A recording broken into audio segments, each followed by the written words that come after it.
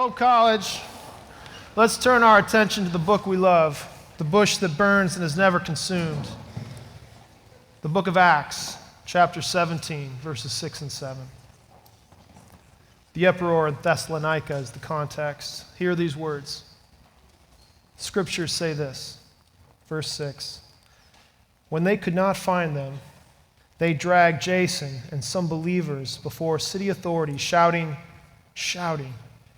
"These people who have been turning the world upside down have come here also.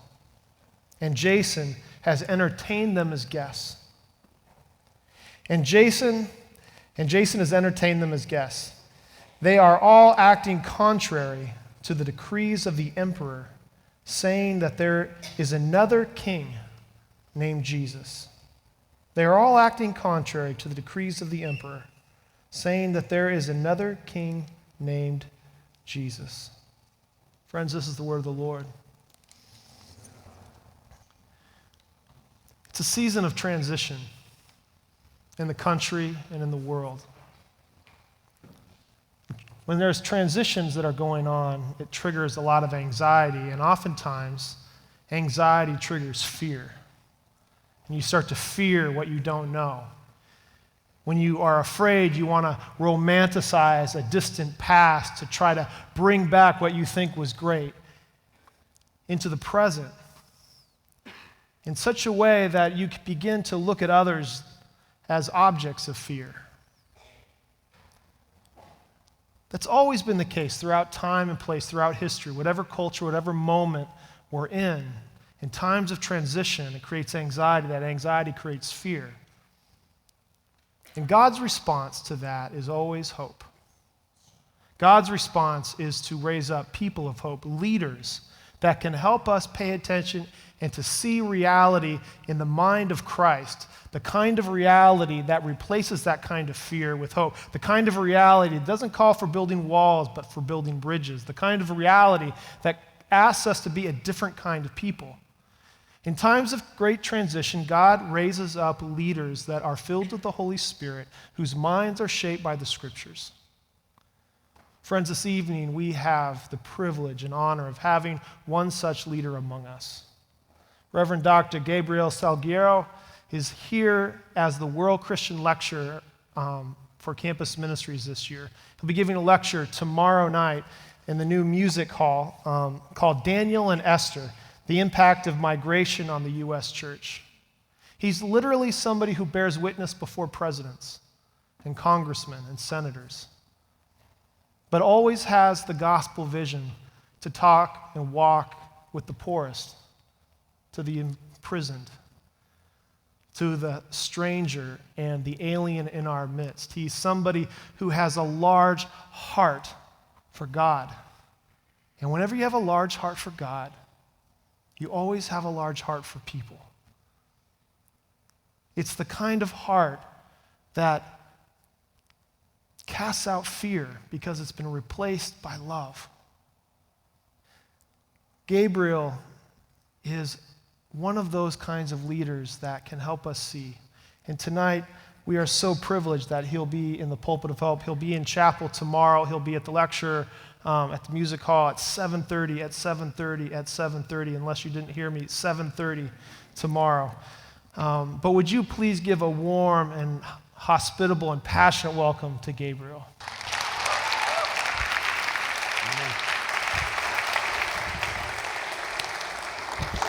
I love you. In case you missed it, I was a Puerto Rican kissing your chaplain. Brown sugar.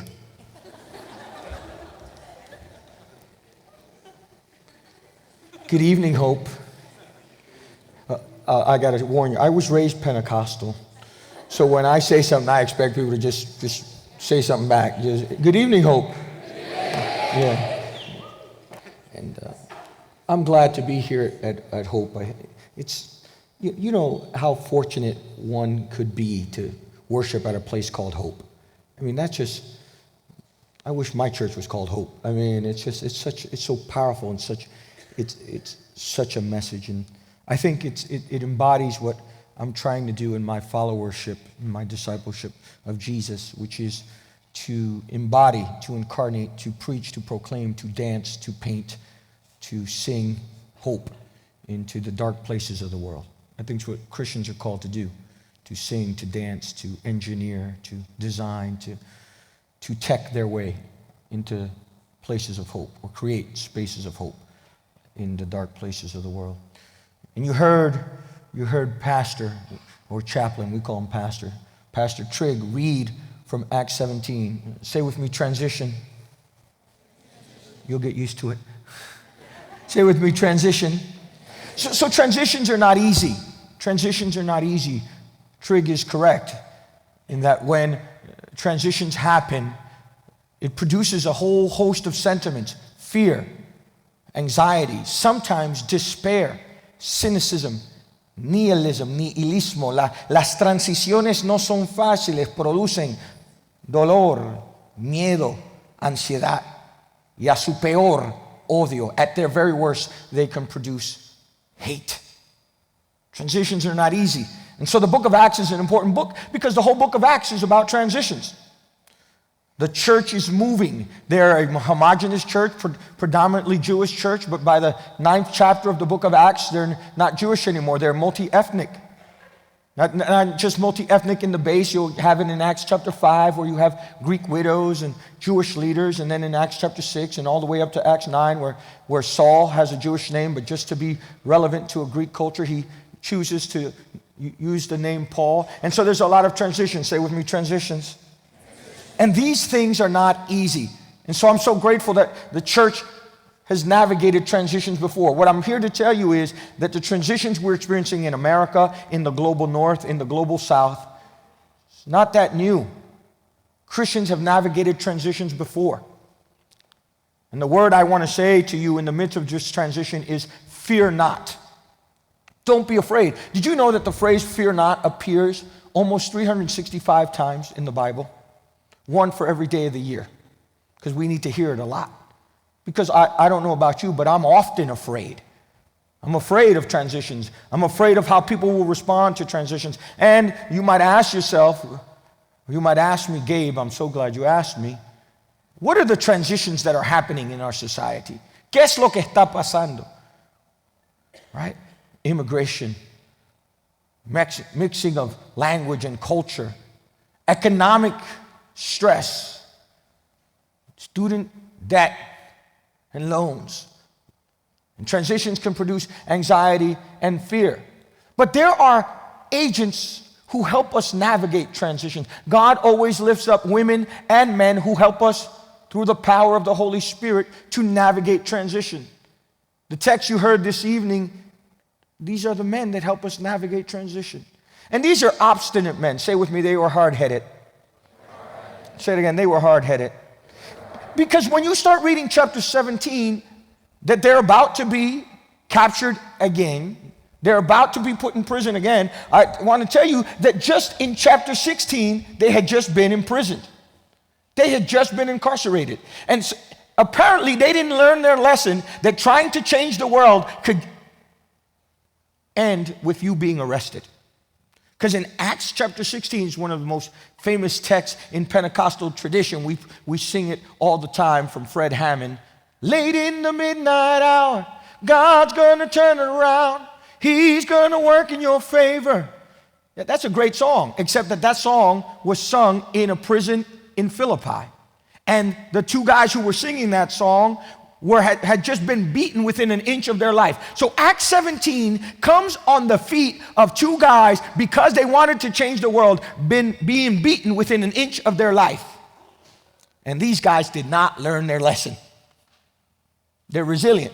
So they said, thank you very much. Can I have another?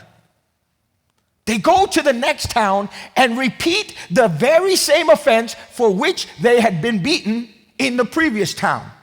What was the offense?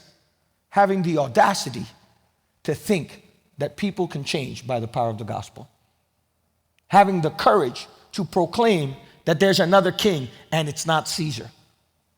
Having the courage to believe that the message of the gospel is transformative for those who are on the margins of power and those who are at the center of power. These guys had not learned their lesson, and they repeat it again, and when they repeat it again, they bring others with them. And so the first couple verses of Acts 17 tells you, not few people followed them. I love the King James Version. Instead of saying many, they have to say not few.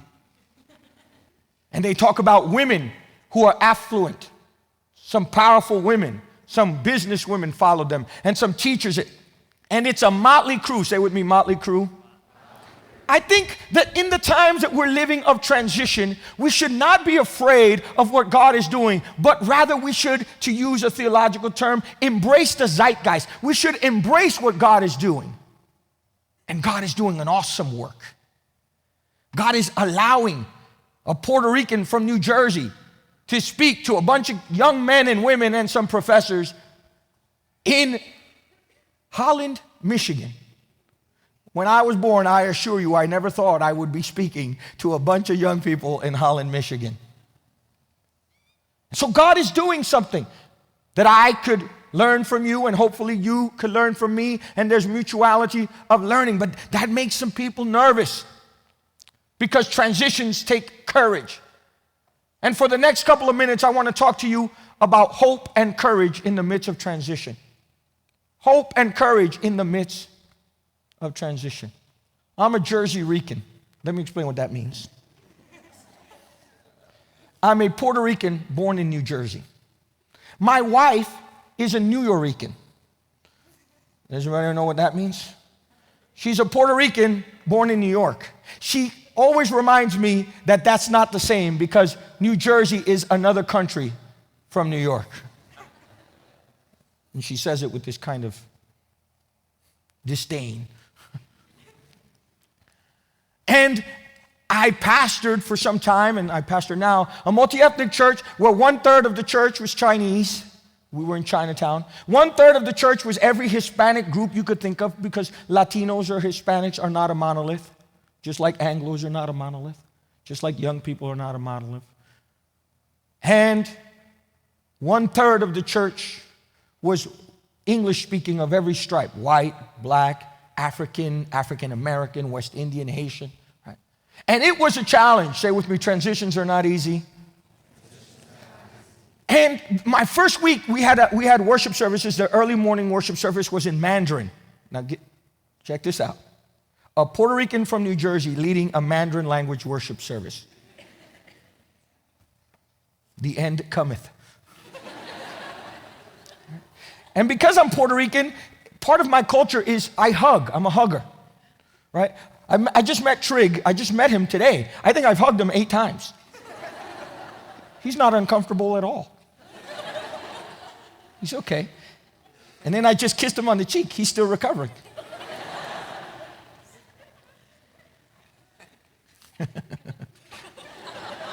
Wait till you see what I do tomorrow. He's growing in grace. He's growing. I'm transitioning him. And because I'm preaching, I preach in English, they translate into Mandarin, or they preach in Mandarin and we translate into English. At the end of the service, I'm a pastor, I stand in the back and I greet everybody. I'm Puerto Rican, so I hug. And there's an elder of the church. She's about 80 years old. She's a Chinese woman. She's a Tai Chi master. And I go to greet her. I'm Puerto Rican, what am I about to do? She's Chinese. She bows. And right when I'm about to hug her, she bows. She almost breaks my sternum. Thank you for your compassion and empathy. All right. And it was an awkward moment, because when the zeitgeist brings us together, when the Holy Spirit brings us together, it challenges each of us to do new things. It challenges each of us to have courage to try new things. It challenges each of us to enter, as the Native American proverb would say, to walk a mile in another person's moccasins. And so my wife, Jeanette, who's my co-lead pastor, don't tell anybody, she's really the pastor. I said to her, next Sunday, I'm going to get this right. I'm going to get this right. Next Sunday, I've got this. I'm going to bow. And so next, I'm excited. I don't even know what I preached about. All I knew was I was going to stand at the door and I was going to bow to this Chinese elder. And when she's coming to greet me, she had the same idea. She says, I'm going to hug. And I bowed. I busted her lip.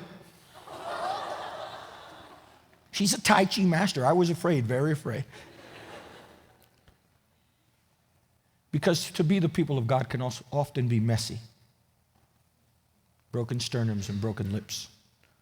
In the middle of a culture that is often xenophobic, sexist, and racist, to say that there's another king, Jesus, who loves us all equally, can be dangerous. To see the world the way these men and women of the early church, to see a new vision of the world, what some writers call the peaceable realm, what others call the shalom reign of God. To see the thing is not enough. To work towards its fulfillment by the empowerment of the Holy Spirit takes, what is it that lion said? Courage. And sometimes we romanticize a vision of the kingdom of God. But as we are co-laborers with the work of the Holy Spirit and co-laborers with Christ and emissaries and ministers of God the Father in the world to change the world, sometimes you have to take risk. A church that is not willing to take risk in a world where Caesar is king has lost its power to witness. A church who's not willing to not learn the lessons of being not just countercultural, transformational to cultural, loses the power of its witness. And so that's what we have in Acts 17. Paul comes into town, they begin to turn the world upside down, and listen to what is their charge? What are they guilty of? What is this immigrant group guilty of? These people who turned the world upside down have moved into Holland, Michigan. They've moved into Detroit and Flint and New York and Orlando. They've moved into Raleigh, South Carolina. They've moved here, and everything we thought was true is now being examined through another lens of another king. If you wonder who he is, his name is Jesus.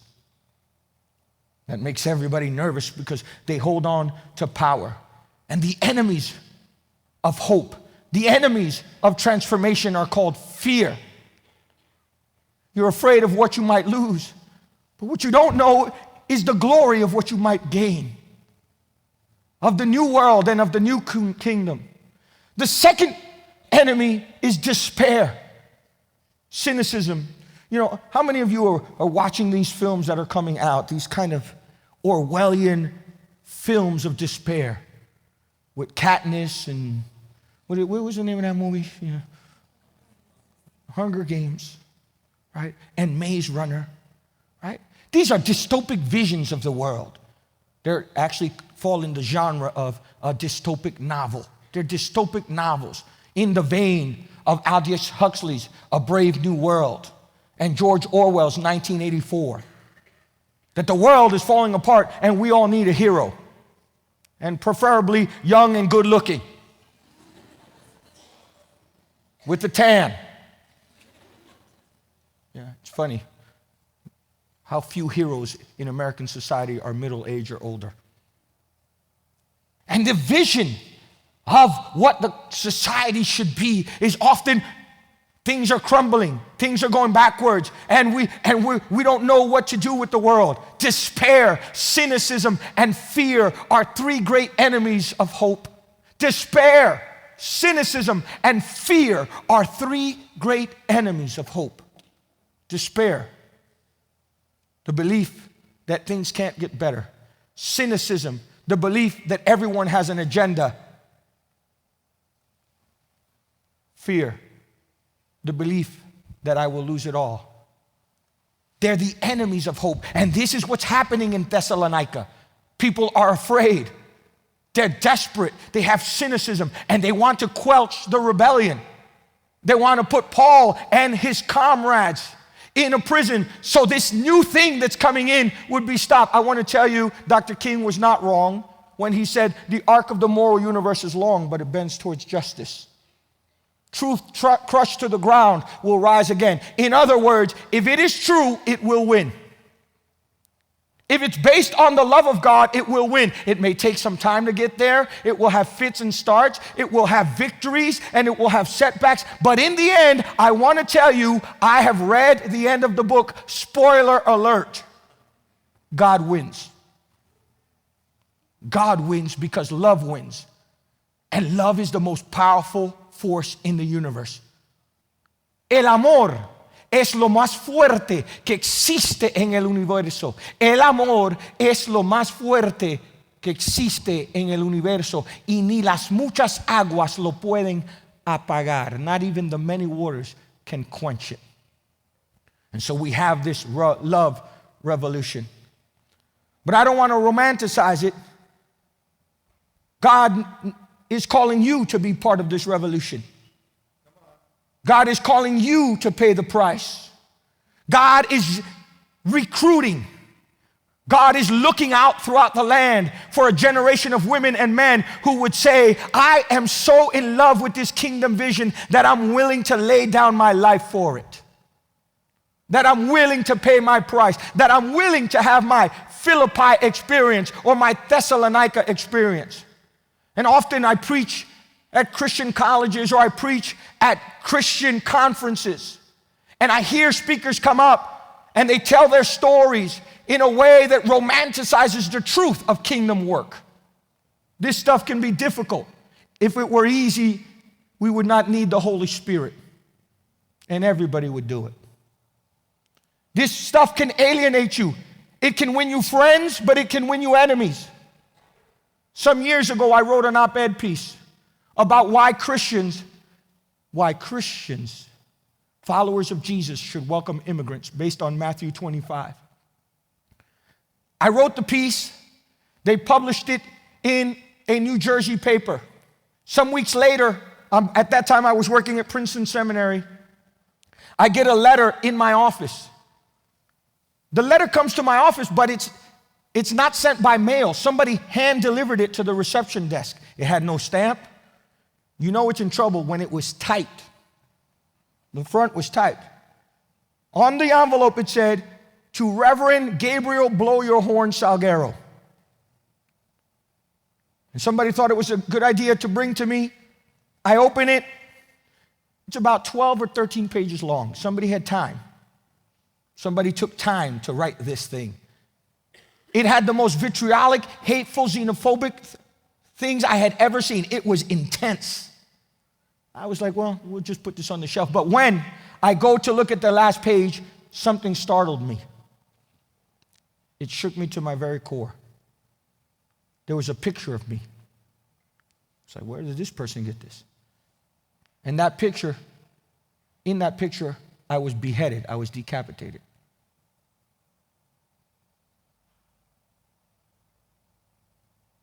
I wish I could tell you I felt courage. I did not. I felt fear. I wish I could tell you that I was like, I'm just going to keep preaching this message no matter what.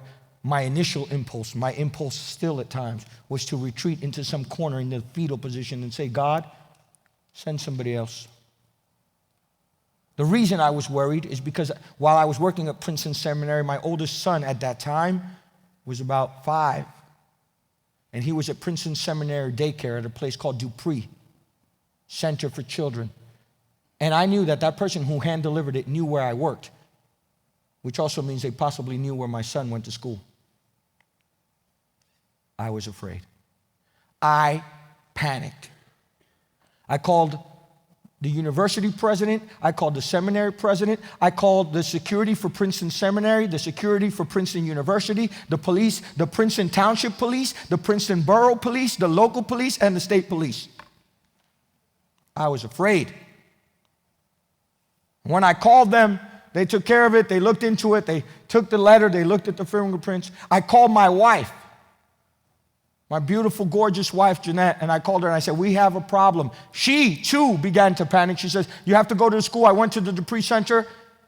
The director, her name is Diane Wisdom. I spoke to her. I said, Diane, don't let anybody pick up my kids. If there's anybody funny, call me. And for several weeks, I had police escorts. My son had police escorts. Simply because I said that Jesus said in Matthew 25, I was a stranger and you welcomed me. I submit to you that we have another king, and his name is Jesus, not Caesar. And for weeks, we're being escorted. And at one moment, my son is sitting in the back, and it dawns on him. And he says to me, Daddy, why are we being followed by police? Question, how do you explain to your child who's 5 years old why you're being followed by police every day? I was about to cry. I'm Puerto Rican, I can cry. I'm comfortable with that.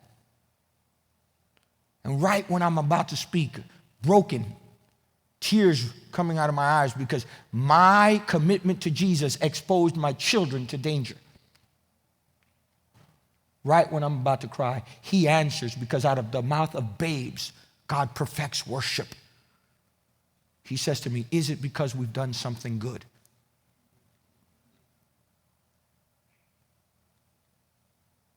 I said, son, yes. And then he said to me, something I tell him every day before I send him to school, something I tell my wife every day. I want you to know that love wins. And on that ride, my son kept saying to me, love wins. Love wins.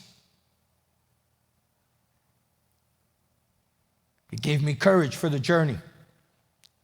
My question to you here at Hope is, when you and I face the giants of despair, of cynicism, and fear, do we also have 5 smooth stones? Do we also have the spiritual weaponry, the spiritual resources to remember that love is stronger than fear, that courage defeats despair, that hope destroys cynicism? I want to tell you that God is moving. And I am not one of these people who is having a Chicken Little moment. The sky is falling, the sky is falling. God is still on God's throne. And if the early church could have survived the persecution, the very physical persecution of the Roman Empire, we too in our generation will see the kingdom of God advancing. I believe that God is calling you to be part of that moment. That God is calling you, that you're here this evening because the Holy Spirit is working in your heart to be one of the world changers. To confront xenophobia, racism and sexism and despair and cynicism and fear. To confront it with love. I'm 40 years old.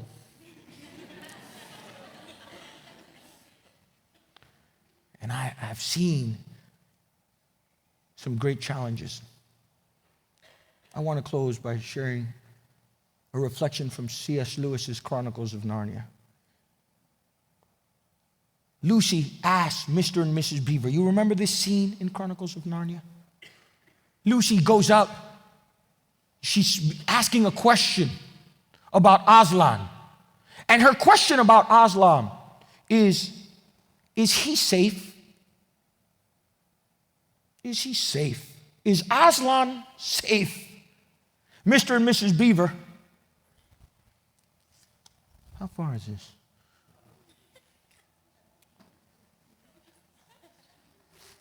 I hope you have good insurance.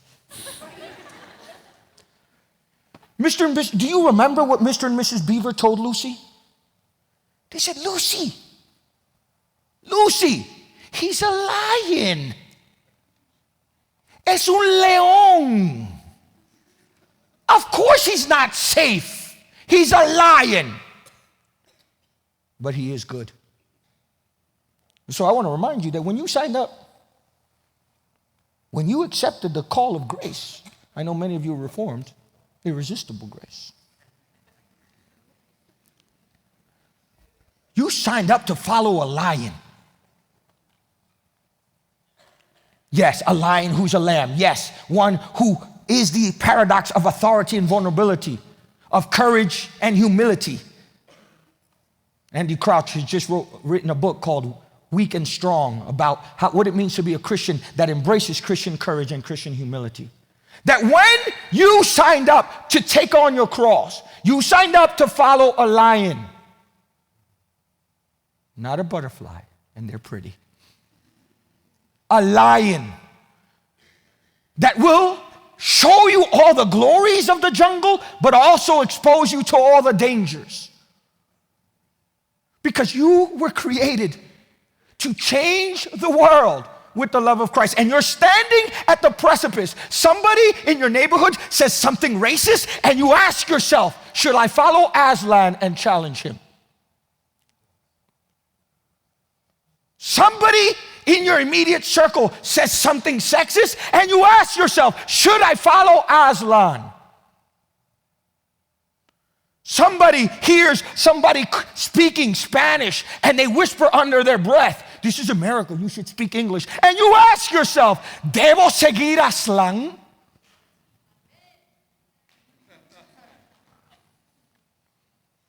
And you're standing there in Thessalonica saying, man, do I want to have another Philippian jail experience? Should I or shouldn't I? Should I jump or should I not? Because faith without risk is no faith at all. We're Christians, and Christians demand risk of faith. It demands turning tables over, making Thessalonica rethink its allegiances. Bonhoeffer said, sometimes the job of the Christian is to stick a spoke in the wheel so that the broken machinery can collapse. And you're standing there saying, man, but that Philippian thing, that really hurt. Should I do it again? And Mr. and Mrs. Beaver say, of course it's not safe. He's a lion. But it is good. I was a little scared, I'm not gonna lie. Glad that worked out. Totally would have ruined the sermon.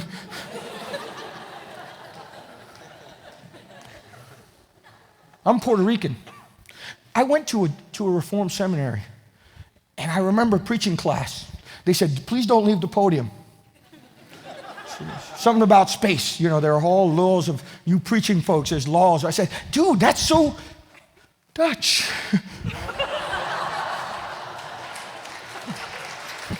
And not that there's anything wrong with that. Not that there's anything wrong with that. But I'm Puerto Rican. And there is a theology of the word coming to us. There is a legitimate position of preaching from above, God's word above you. But there's also a theology of incarnation. The word came down and dwelt among us. Remember that singer? You guys are young. I'll come over here. Remember that singer? She asked a question in her song, what if God were one of us? Who was that? Was it Streisand or whatever? And Christianity and incarnation and changing the world requires you coming down and touching people and being touched by them and taking the risk of proximity, of actually going down into Thessalonica, hanging out with people and because for you to be clean, somebody has to get their hands dirty. And it seems to us, it seems to me, that much of what is sold by Christianity has nothing to do with Jesus as King. It's a Caesarate. Caesar has seized Christianity. And so Aslan comes to a place where it's always winter but never Christmas. And he says to you, ¿Qué tú vas a hacer? ¿Qué tú vas a hacer? Cuando todo el mundo está al revés y reta tus convicciones, ¿qué tú vas a hacer? What will you do? What will you do when being a Christian requires you to follow a dangerous lion? Will you still come? Or will we deny the cross for purchase of safety? Will we deny the cross for places and privilege and position? He's a lion, girl. But he is good. I'd rather be unsafe and good than safe and evil. And so the gospel comes to hope. The gospel comes to hope. And the gospel's already at hope. Y te hace un llamado. It makes a call to you.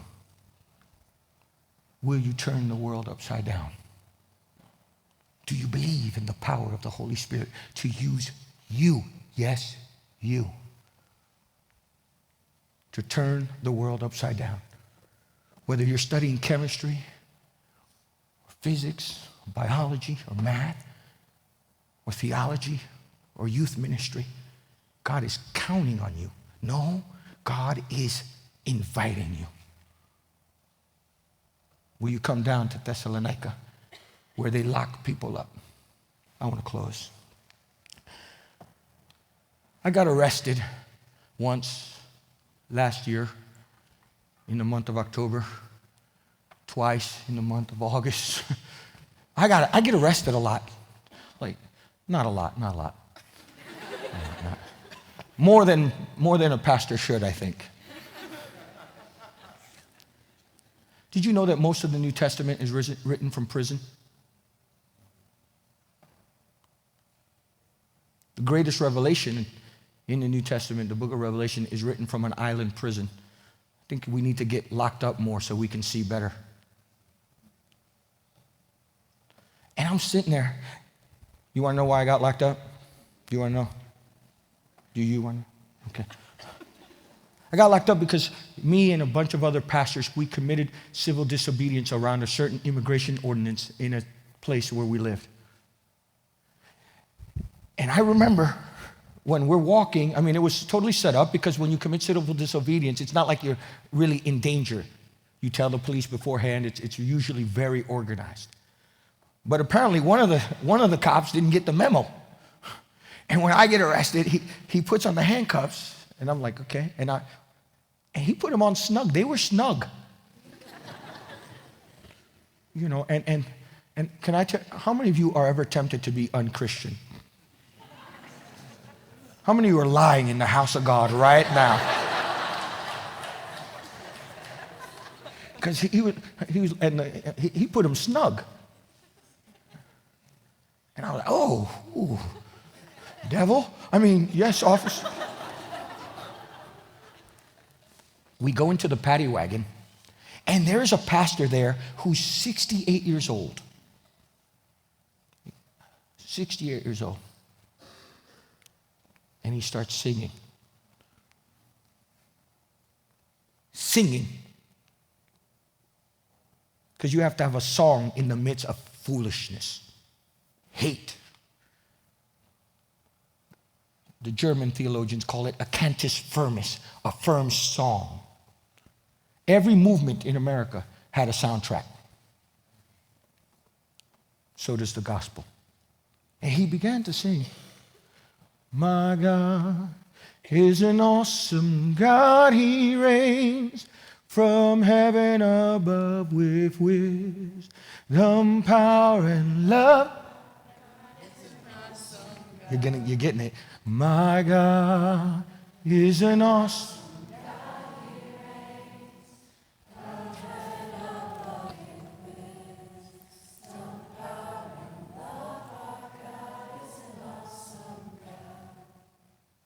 singing. And I was looking at this 60-year-old man, and I was like, I don't want to sing. This thing is tight. And they take us to the paddy wagon. He sang from the place where we had Christian civil disobedience, because I don't suffer from the myth to believe that because something is legal, it's moral. Apartheid was legal, it was immoral. Slavery was legal, it was immoral. There are things that are legal but immoral. And we answer to a higher authority.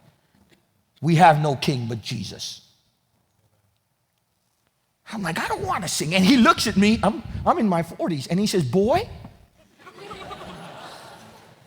there's nothing like being in prison with 68 and 67-year-old Hispanic and African American pastors.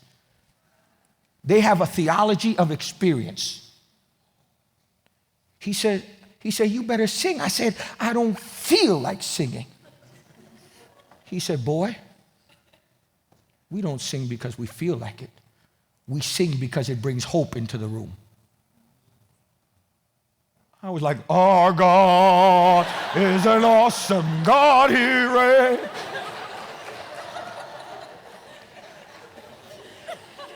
I was singing that thing. We get into the holding room. Could you imagine this? 70 pastors, Korean, white, black, Latino, men, women, church planters, and mega church pastors. It's a motley crew of humanity. And we're singing. Nuestro Dios es un Dios grande. And the chief comes in and he says, why are you singing? And the pastor goes up, boy. I was like, we are going to get beaten in here. It's going to be Acts 16 all over again. He says, because when we sing, it's telling our circumstance. Our calling is greater than our reality. Will you sing with me today? Our God is an awesome. Would you stand with me? With.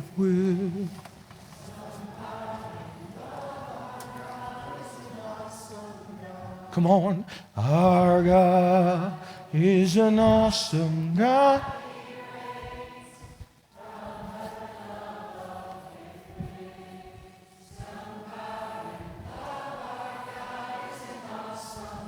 One more time. Our God is an awesome God.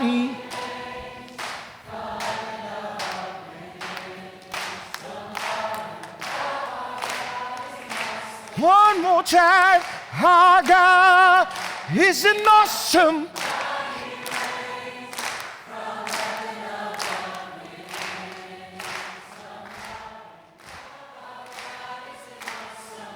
And these who changed the world have come here.